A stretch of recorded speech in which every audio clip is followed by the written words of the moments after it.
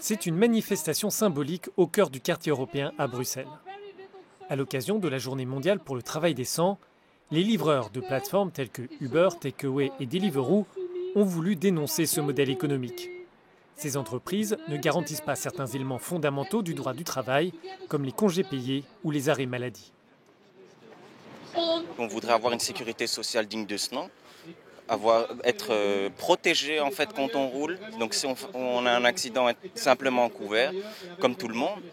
Et au plus de ça, être correctement payé, pas nécessairement tout le temps à la livraison. Moi, je suis payé à l'heure chez Takeaway, mais les autres, eux, sont payés à la livraison. Parfois, c'est des prix de 5 € la livraison, alors qu'ils font des trajets de 1, 2, 3 kilomètres. Et ça, c'est pas possible.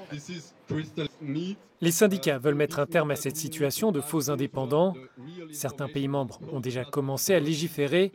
En Espagne, par exemple, les entreprises doivent régulariser la situation de leurs travailleurs. Des décisions en faveur de ces livreurs ont aussi été prises en France, en Italie et aux Pays-Bas. Le monde syndical appelle la Commission européenne à faire des propositions pour éviter la création d'une nouvelle catégorie de travailleurs entre employés et indépendants.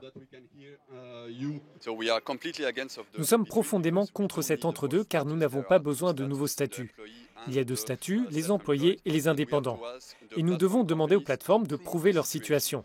Nous ne cherchons pas à nous positionner s'il s'agit d'indépendants ou d'employés. La question fondamentale est de savoir si leurs conditions de travail sont subordonnées. Alors, ils doivent être considérés comme des employés et alors, ils peuvent bénéficier de ces droits.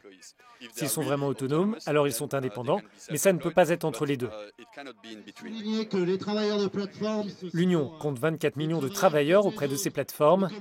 La Commission consulte les syndicats et les représentants de ces entreprises afin de légiférer et d'améliorer les conditions de travail.